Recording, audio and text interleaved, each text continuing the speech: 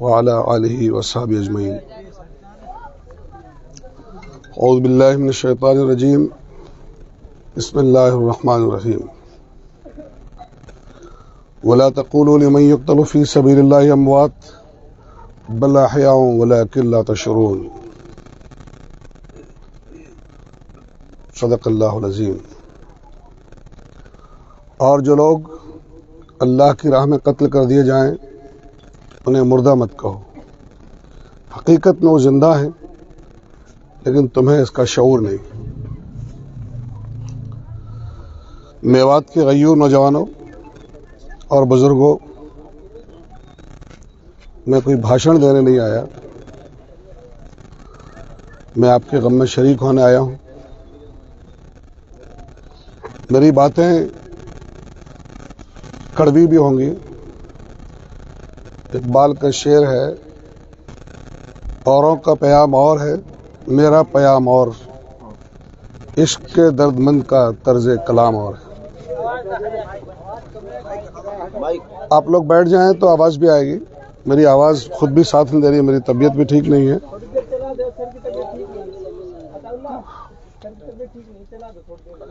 जितनी उतनी चला दीजिए उसको। बाकी लोग बैठ जाए तो बात को समझने की जरूरत है। नारेबाजी की और भाषणबाजी की बात नहीं, बात समझने की जरूरत है। बैठ जाए, सामने आ जाओ, बैठ लें, पीछे साथी आ जाओ, बैठ लें।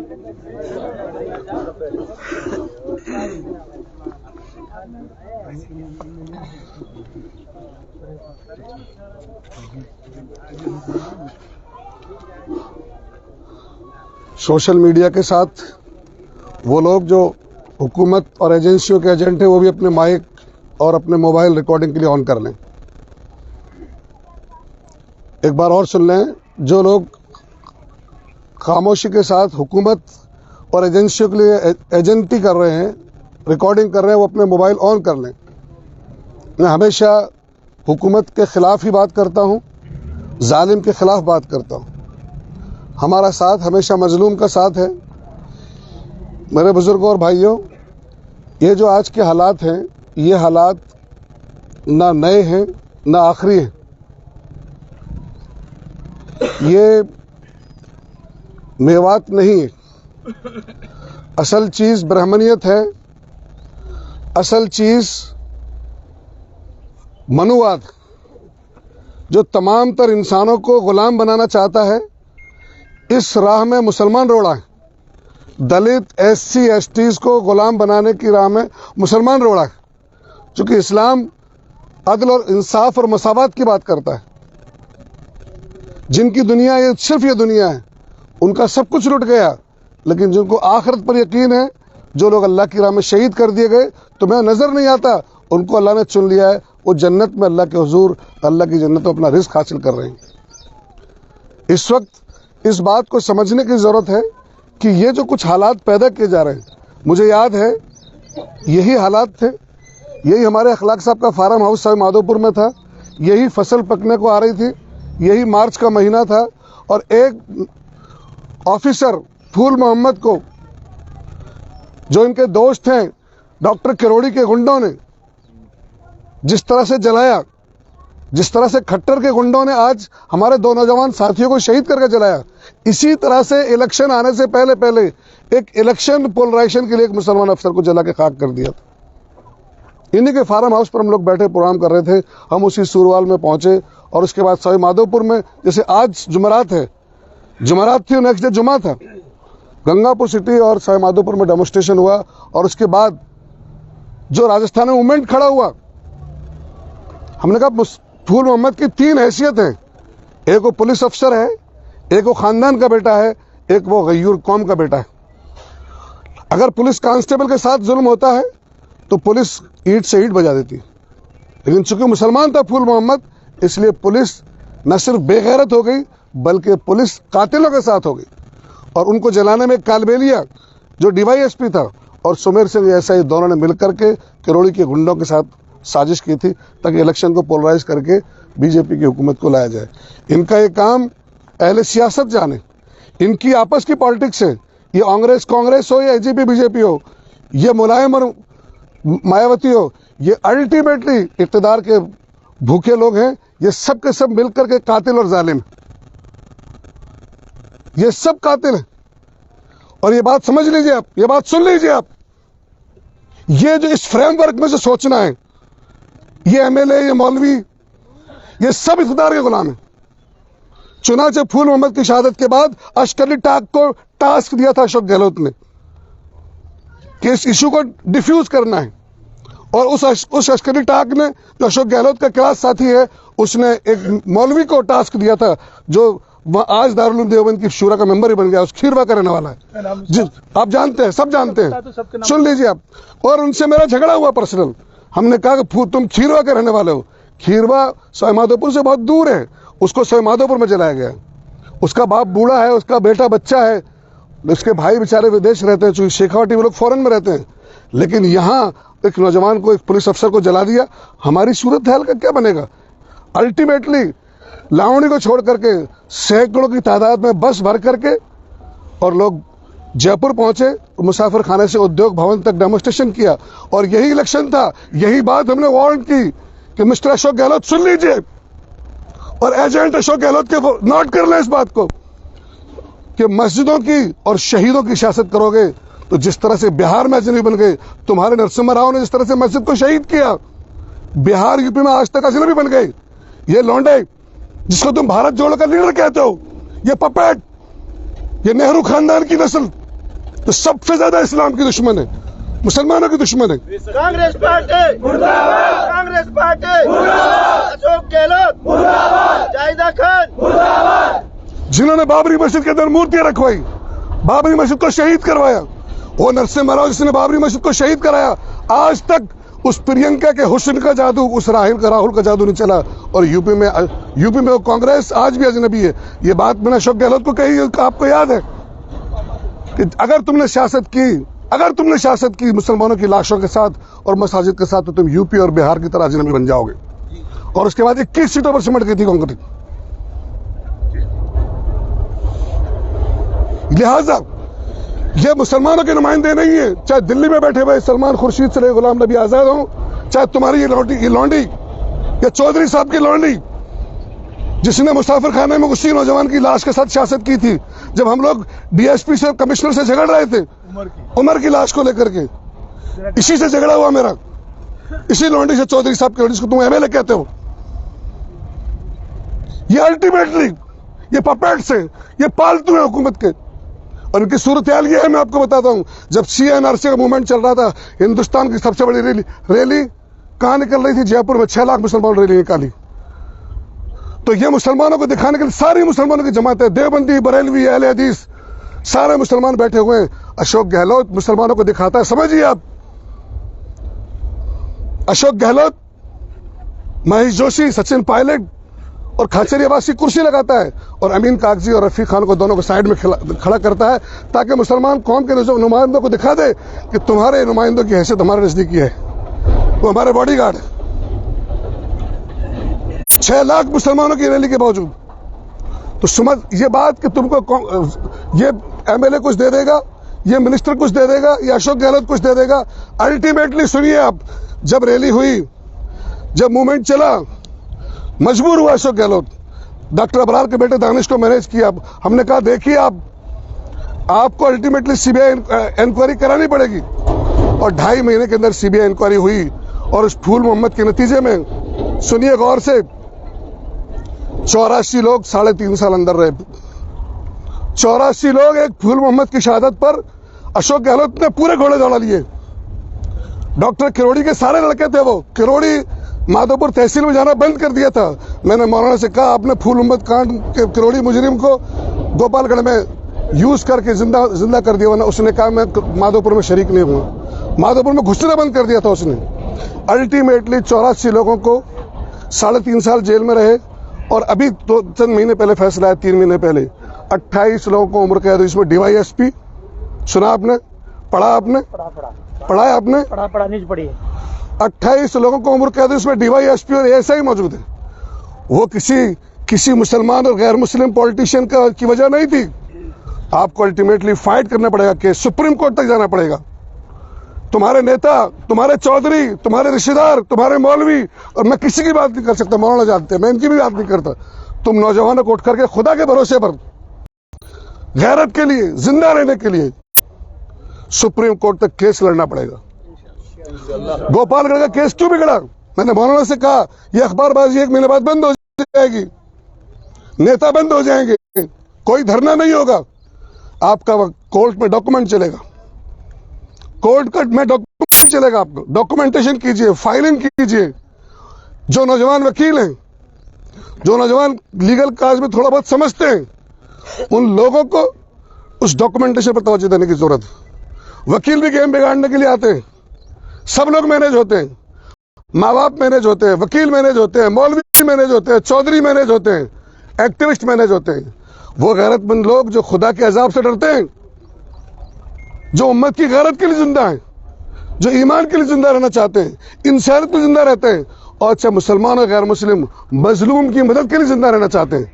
वो मजलूम चाहे मुसलमान हो या वो जुल्म किसी गैर मुस्लिम पर हो, उसकी हिमायत के लिए किसी हुकूमत की परवाह किए बगैर, खुद फांसी की परवाह किए बगैर, खुद जेल की परवाह किए बगैर खड़े होकर के जालिम की आंख में आंख डाल के बात करने का हौसला रखते हैं। वो नौजवानों को मिलकर कमेटी बनानी पड़ेगी और इस केस को लड़ना पड़ेगा। ये केस एक जगह जाए, तो आपको नौकरी मिल गई तो क्या हो जाएगा, आपको 1 करोड़ भी मिल जाएगा तो क्या हो जाएगा। हमारे दोस्त एक जज्बे का इजहार कर रहे थे, मैं उनकी मुबारकबाद देता हूं, कदर करता हूं इस जज्बे की। फूल उम्मद के बेटे सुहेल को ऐसा ही बना दिया, उनको शहीद का दर्जा दिया, उनको 1 करोड़ रुपए दिया। हमने कहा इसका क्या मतलब, हमें तो उन जालिमों को सजा मिलनी चाहिए जिन्होंने कत्ल किया। किसी आप हमारे एक आदमी को कत्ल करके पैसा दे दो, नौकरी दे दो। मुसलमान इंसान है, मुसलमान है गैर मुस्लिम इंसान है, जानवर है, जान है किसी की, सबसे एहतराम इंसान का है। तुम किसी इंसान को कत्ल करके और उसको जो है तुम पैसा दे दोगे तो क्या हो जाएगा, पैसा उसका बदला है। अल्टीमेटली जुल्म उस वक्त रुकेगा जब 82 लोग 3.5 साल जेल में रहे और 28 लोग उम्र कैद, जिसमें डीवाईएसपी को भी उम्र कैद हुई। जब तक इन गुंडों को, चाहे वो मोदी के हो या अमित शाह के, हम अमित शाह की जेल, मोदी की जेल देख करके आए, हमने उसकी जेल में भी कहा लोगों से, हम तुम्हारी जेलों से डरते नहीं, हम कब्र के अजाब से डरते हैं, उस कब्र के टॉर्चर सेल से डरते हैं जब कोई सिफारिशी नहीं आएगा, उस आग से डरते हैं जिस आग को देख करके तुम जैसे दुनिया के जालिम बादशाह मौत पुकारेंगे। ये दरअसल अभी इब्तिदा है, इसके पीछे घाटमी का, भरतपुर या मेवात इशू नहीं है, इसके पीछे उम्मत मुस्लिम इशू है। ये किसी के कत्ल के बाद किसी को टॉर्चर करके, उसकी वीडियोग्राफी करके उसको पब्लिसाइज करना, अल्टीमेटली टेरराइज करना है, हौसला हारने के लिए मजबूर करना है। आप डिमोरलाइज हो जाएं, आप बुज़दिल हो जाएं, फिर उनके अपने आप को उनके रहमो करम पर छोड़ दें, वो जो चाहें आप उस तरह से जीना शुरू कर दें, आप नियो दलित बन जाएं। असल मकसद ये है, अभी क्या है कि बूंद को तरसेगा मैं खाना। अभी एक जुनैद नासिर की बात नहीं है, एक रकबर और उमर की बात नहीं है, हर शख्स की बारी है। इसलिए सिर्फ केस की बात नहीं है। मैं एक बात और कहना चाहता हूं मौलाना, बहुत साफ, आपका बुढ़ापा आ गया, मैं आपसे कितने दिन से झगड़ रहा हूं, 25 साल 30 साल झगड़ रहा हूं। आप नौजवानों की तरबियत कीजिए, हर बस्ती में मेवात विकास फोर्स और मेवात प्रोटेक्शन फोर्स बनानी पड़ेगी। आप हर बस्ती में बुजुर्गों और नौजवानों के साथ कि इस तरह के क्रिमिनल्स बस्ती में घुस करके किसी को गौ कशी के नाम पर, गौ तस्कर के नाम पर उठा के ले जाके आइंदा इस तरह की रिपीट ना हो। हर बस्ती में अब जरूरी है, भाषण की बात नहीं है, संजीदगी की बात है, ठंडे दिल से प्लान करने की बात है, हर बस्ती में प्लान की बात है। बुजुर्गों और नौजवानों को मिलकर के 15-20 लोगों की मेवात प्रोटेक्शन फोर्स बनाने की जरूरत है। मेवात में कोई भी, मैं भी आता हूँ, चाहे दाढ़ी की शक्ल में आता हूँ, हमने एक संस्था बना रखी है, अभी बात उस पर करें, मैं अपनी बात करूँ तो हम इस पर, कोई भी अजनबी आता है, चाहे वो पुलिस का अफसर हो, बगैर ड्रेस में कोई आता है, वो मौलवी साहब हो, वो नेताजी की शक्ल में हो, कोई भी आता है, वो क्रिमिनल शक्ल में हो, कोई भी अजनबी आता है, तो आपके नोटिस में रहना चाहिए कौन शख्स आ रहा है। जालिम और क्रिमिनल और चोर किसी भी शक्ल में आता है, आपकी बस्ती में कौन आ रहा है, किस वक्त आ रहा है, आप शिफ्ट के साथ, रूटीन के साथ आपको जिंदा रहना है। अगर वरना आपके हौसले हार गए तो आपकी जायदादें महफूज नहीं, आपकी जान महफूज नहीं, आपकी बहू बेटियों की इज्जत और असमत महफूज नहीं। आपने देखा ये बात सिंपल नहीं है, ये इलेक्शन इंस्टेंट तो इनके लिए है, लेकिन सुनिए आप, इलेक्शन बीजेपी और कांग्रेस के लिए, इसलिए इसको हरियाणा के बॉर्डर पर टारगेट करके प्लान करके हमारे दो नौजवानों को शहीद किया गया था कि इलेक्शन में एक माहौल राजस्थान बना जाए। इनके इलेक्शन हारने जीतने के लिए बलि का बकरा मुसलमान बनेगा। मुसलमान नौजवान बलि के बकरे हैं। तुम्हें किसी की खुशी, किसी की हुकूमत चाहने के लिए उम्मत का खून इतना ठंडा है।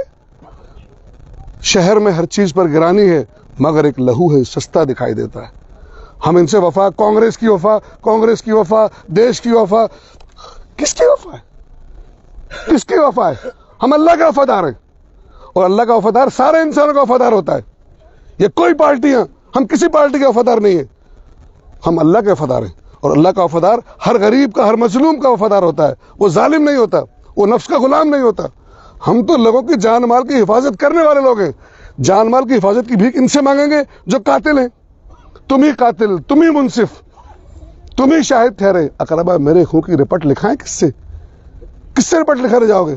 पुलिस वालों से, इन जजों से जिन्होंने देखा नहीं। पर वो जज से मुसलमान हो गैर मुस्लिम, जिसने बाबरी मस्जिद का फैसला लिखा गवर्नर बनने के लिए, मिस्टर नजीर ने, मौलाना को पता है, मैं सुप्रीम कोर्ट में केस देखता रहा, उसी मॉब लिंचिंग के जमाने में इधर ही से गुजरता था।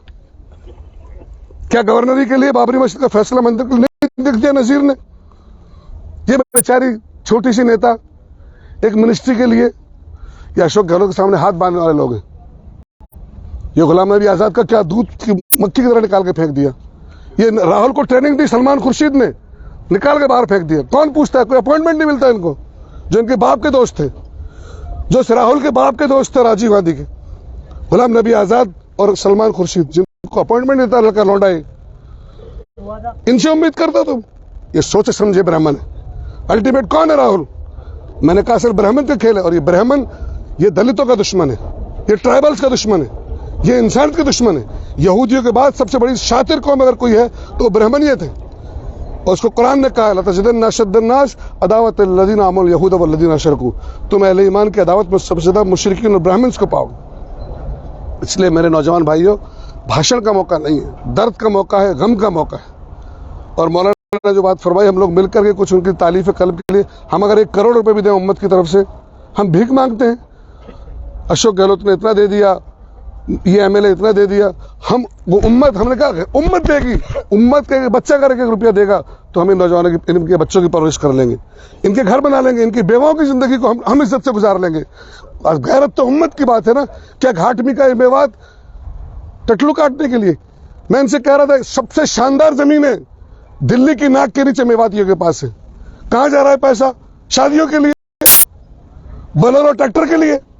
गैरत जागने की जरूरत है। हम दूसरों की भीख पर जिंदा रहेंगे? ये तुम्हारे टैक्स से ये एमएलए एमपी बनते हैं, ये सीएम और पीएम बनते हैं। हम पाल लेंगे हमारे बच्चों को, हमारे यतीमों को। यतीमों के बारे में जो हुजूर ने फरमाया, बेवाओं के बारे में जो हुजूर ने फरमाया, क्यों नहीं मौलवी बताते? क्यों नहीं आप लोग बताते? हम गैरों से भीख मांगेंगे? जो कातिल हैं, जो जालिम हैं। मैंने ये कहा था अशोक गहलोत से कि अगर तुम्हारे बेटे, किसी का बेटा मरता है तो उसको पूछो उसके बाप से क्या गुजरती है। अगर अशोक गहलोत तेरा बाप बेटा होता, वैभव गहलोत, तू सोच तेरे पर क्या गुजरती। हम देते 50 करोड़, खुदा की कसम 50 करोड़ मैं देता हूं, उम्मत से भीख मांग के दूंगा। गहलोत तेरे अपने बेटे को हमारे हवाले करो। तो मारे सर को बचाने की बात करते, ये सब तो अपने पाले हुए लोग हैं। ये कोई नहीं, अल्टीमेटली ये क्रिमिनल्स हैं। और ये यादव वादव किस्म के जो लड़के बेचारे, जिनको गौ प्रोटेक्शन के वहां पर, ये तो तनख्वाह के गुलाम है। ये तनख्वाह के गुलाम है। इनको पालने वाले तो आरएसएस के लोग हैं। जो बेरोजगार क्रिमिनल हैं, उन क्रिमिनल को संगठित करके उनको गौ रक्षक बना दिया, उनके हाथ में डंडे दे दिए कि तुम बड़े आदमी हो। अल्टीमेटली उनका भी शोषण किया जा रहा है, उनको भी यूज किया जा रहा है, और यूज हमारे खिलाफ किया जा रहा है। उनको समझाने की जरूरत है। दलितों से मिलिए, एससी और एसटी से मिलिए, यादवों से मिलिए कि ये ब्राह्मण के लोग, ये आरएसएस के लोग, ये हमको और आपको लड़ा रहे हैं, हमको और आपको यूज करना चाहते हैं। अल्टीमेटली जब हमारा कल काम हो गया तो फिर ये तुम्हारे खिलाफ वर्ण व्यवस्था नाफिज करेंगे, तो फिर तुम्हारा अंजाम वही होगा। जब तक हम जिंदा हैं तब तक वर्ण व्यवस्था नाफिज नहीं है। जिस दिन हम खत्म हो गए तो इस मुल्क में वही मनुवाद आ जाएगा। इसलिए मेरे भाइयों, ये धरना इतनी तादाद और इस गांव में, पहाड़ी पर, कामा पर, अलवर पर, भरतपुर पर, जयपुर पर, दिल्ली में धरने होने चाहिए थे। ये इजी हो गया, आज इसकी खबर, कल उसकी खबर, कल उसकी खबर, इतना आसान हो गया। ये खबरें इतनी इजी हो गई, हमें सोचने की जरूरत है। याद रखिए, अगर उन लोगों को याद दिलाइए, गैरत दिलाइए, आज उनकी बारी है। खुश मत होना इस बात पर कि आज उनकी बारी है। चिराग सबके गुल होंगे, आंधियां किसी की नहीं। जो लोग बेहिस होकर के चौराहों पर बैठे, घरों में बैठे, ठीक है, एक सेकंड के लिए अगर मान लीजिए काऊ तस्कर के भी थे, तो उस नाम पर तुम मुसलमान कत्ल करोगे? तुम्हारी पुलिस और तुम्हारी जुडिशरी किस लिए? किस लिए? तुम सजा दोगे। लेकिन असल बहाना उम्मत के लोगों को इस नाम पर गिरफ्तार करके शहीद करना है और उसकी पब्लिसिटी करके उम्मत को दिखाना तुम्हारे नौजवानों की औकात ये है और तुमको हौसला हारना है। लेकिन याद रखना, अगर आज उनकी शहादत पर तुम नहीं बोले, कल तुम्हारी शहादत पर कौन बोलेगा? आज तुम उनकी शहादत पर नहीं बोलते, कल तुम्हारी शहादत पर कौन बोलेगा? आज उनकी बेवा के साथ अगर तुम्हारी मां बहनों के आंसू नहीं बहते, तुम्हारी मौत पर किसके आंसू बहने वाले? अपनी जिंदगी के लिए सोचने की जरूरत है। और फिर खुदा के हुजूर क्या जवाब दोगे? ये जवानियां दी थी तुमको, जिस जवानी पर तुम बाजू दिखाते थे, फिटनेस दिखाते थे, जब मेरे नौजवानों को शहीद किया गया। उम्मत का फर्ज क्या कि अल्लाह के नबी ने फरमाया सल्लल्लाहु अलैहि वसल्लम, उम्मत की मिसाल जिस्म वाहिद की तरह है, जिस्म वाहिद की तरह है। जब पैर में ठोकर लगती है तो पूरा बदन तड़प उठता है, आंख उस गम में आंसू बहाती है। अगर उस पैर में ठोकर के लिए, उसके प्रोटेक्शन के लिए हाथ आगे ना बढ़े तो गोया को हाथ पैरालाइज्ड है, डेड है वो हाथ। अगर किसी मुसलमान की तकलीफ पर किसी मुसलमान को गैरत नहीं आती, बेचैनी नहीं होती, उसकी मदद के लिए नहीं उठता है, तो इसका मतलब वो डेड है, वो पैरालाइज्ड है, वो इंसान, ईमान नहीं है उसके अंदर। हुजूर ने मोमिन की मिसाल एक जिस्म की तरह दी है। जिंदा जिस्म यह है कि अगर पैर में ठोकर लगती है तो पूरा बदन तकलीफ महसूस करता है, हाथ उसके डिफेंस के लिए उठते हैं और आंख उसके गम में आंसू बहाती है। जब तक तकलीफ दूर नहीं हो तब तक पूरे बदन को चैन नहीं मिलता है। तो जब तक इंसाफ नहीं मिलता, और आपने अगर सुनो, वकालू रब्बुनल्लाहु सुम्मा इस्तकामू ततनज़्ज़लु अलैहिमुल मलाइका, तुमने कहा अल्लाह हमारा रब है, उस पर जम गए, तो अब अल्लाह की ड्यूटी है। मैं अल्लाह से कह रहा हूं, उसके बाद अल्लाह की जिम्मेदारी है कि वो अल्लाह मदद करे तुम्हारी। और जब अल्लाह मदद करेगा तो ये हुकूमतें कौन होती है, ये अदालत और पुलिस की औकात क्या है? जब अल्लाह मदद पर आ जाए। लेकिन अल्लाह की मदद की शर्त है, अल्लाह पर ईमान रखो और साबित कदम रहो और उस पर जमे रहो, अल्लाह के भरोसे खड़े हो जाओ और खड़े होकर के रणनीति के साथ, स्टेप बाय स्टेप प्लानिंग के साथ, कंसिस्टेंसी, मुसलसल लगातार। एक जो दिन जोश में आए, जज्बे में आए और उसके बाद फिर बैठ गए, नहीं। जब तक नतीजा नहीं मिले, मैं इनसे कहता हूं, मौलाना आप जिंदगी भर से जवानी आपने लगा दी मेवात को बचाने के लिए, लेकिन सेकंड लाइन कहां है जो आपके इस मिशन को लेके उठे कि मेवात की तबाही पर वो रोए? अपनी सेकंड लाइन तो खड़ी करो। आज हमारे दो भाइयों की शहादत तुम्हें पुकारती है, उन शहीदों का खून तुम्हें पुकारता है कि हमने तो इस कौम के लिए शहादत दे दी। मेरे भाइयों, इस कौम की बेटियों की अस्मत के लिए, आबरू के लिए, मसाजिद के लिए, बूढ़ों की इज्जत के लिए तुम खड़े हो जाओ, वरना कयामत के दिन वो तुम्हारे खिलाफ रिट दायर करेंगे अल्लाह की अदालत में।